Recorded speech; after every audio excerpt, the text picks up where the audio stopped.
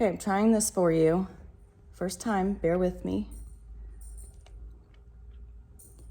I'm not sure if you can see it very well, but this is what it looks like without anything. If I want to create a picture, chances are I don't have it and I don't want to buy it from Silhouette. So I go into my web, and if I want a seashell, I'll type in seashell outline, and I'll look at the images. I see something I want. For example, let's just do hopefully this one, and the quality is good. So then I copy image and I paste.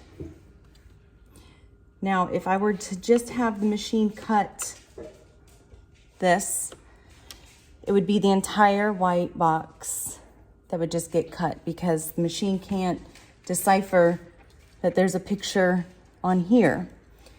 So I go over to trace. I trace the entire picture and select trace. That was Luna. Lovely. Once it's traced, I can pull away the background. And this is what I have left. So if I want the machine to cut this, I put it over here, because this is what the cutting mat will be. But I'm not sure if you can see this little red spot.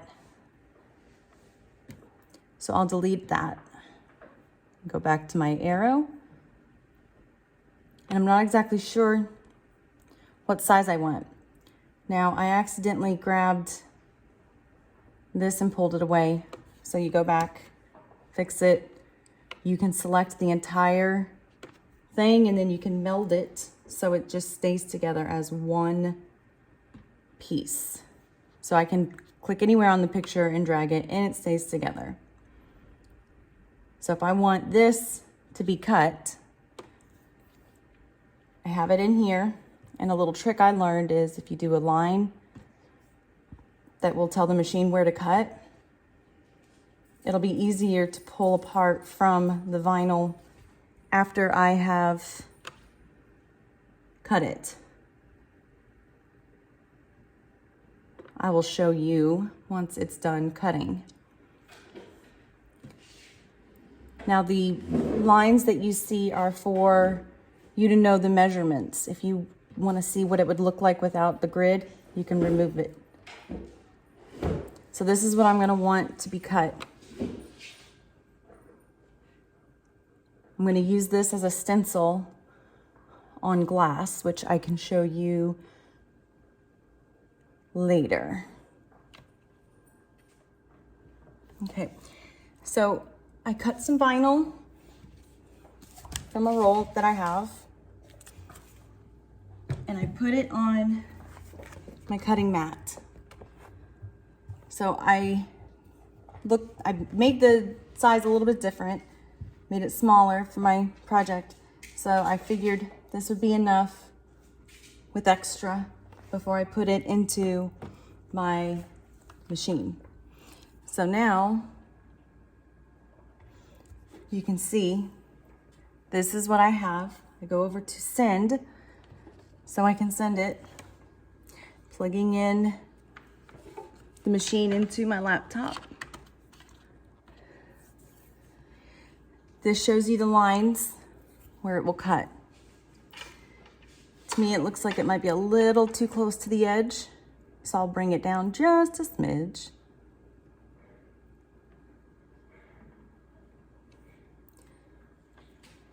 Turn on my machine.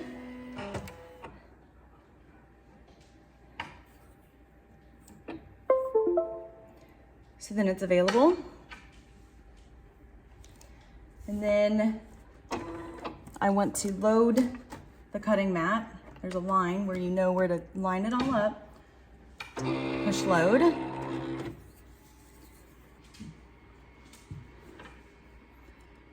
I want to select that I am using vinyl,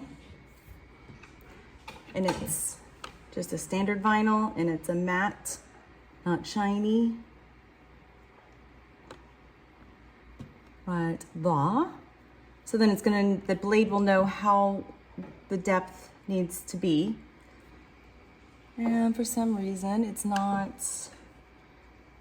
connecting fully to my machine. So I'm gonna unplug it real quick and plug it back in.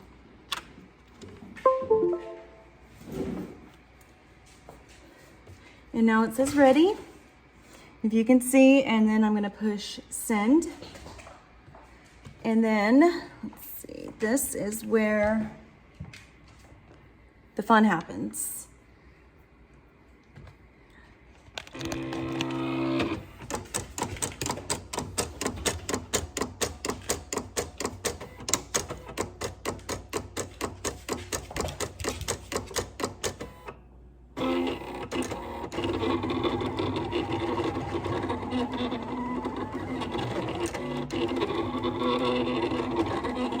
I'll be right back when it's done cutting. Okay, it finished cutting. Not sure if you can, yep, there you go. You can kind of make out where it is. And if you see, it did the exact same shape I wanted. So take it off the mat. And then here comes the fun part, the weeding. Not in the lawn weeding, the fun weeding.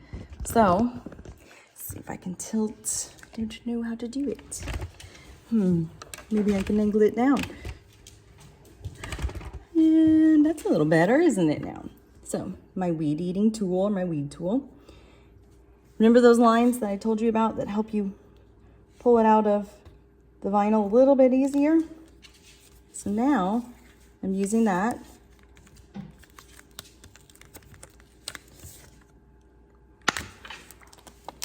And I'll just put my throwaway over there. So this will help you hook the small pieces that you don't want. Not sure if you can see it too well. And I'll be right back. So this is pulling away the vinyl so I have my design. Now, I'm gonna make another one, but I'm gonna pull away everything except for this, so I can try and figure out which method I want to use on the glass that I'm going to etch. This is now the reverse of that. I'm pretty sure I'm going to go with this one, because when I use the etching paste, I'll just put it on here because I want the etched glass to have this design. I cut a piece from the transfer tape vinyl, so it will aid in moving the vinyl to the spot that I want it to go. It really helps when it's something like this, where it can be a little more floppy. If you were just to peel it off, and it could create bubbles, it'll make it smooth. So then you want to have it smoothed out. I have a tool that usually will do this. And I'm going to put it on this wine glass. Got it from the dollar store. Pretty cute. So we'll etch it, and then I'm going to make it into a candle. Because of the curvature of the glass, and it won't just lie flat, I'm going to hope this works, because I've seen this done before, where it's cut.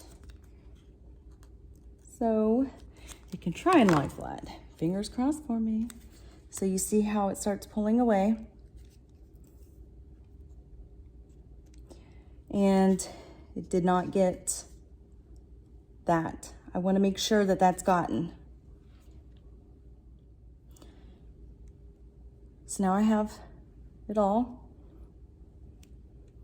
And let's hope it works. And I will be back. I don't think it's too bad for my first time.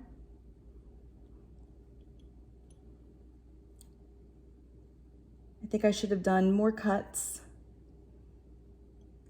And I just want to make sure that when I put the paste of the etching,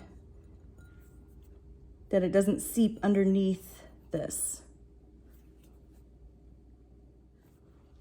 Okay, let's put the etching cream on.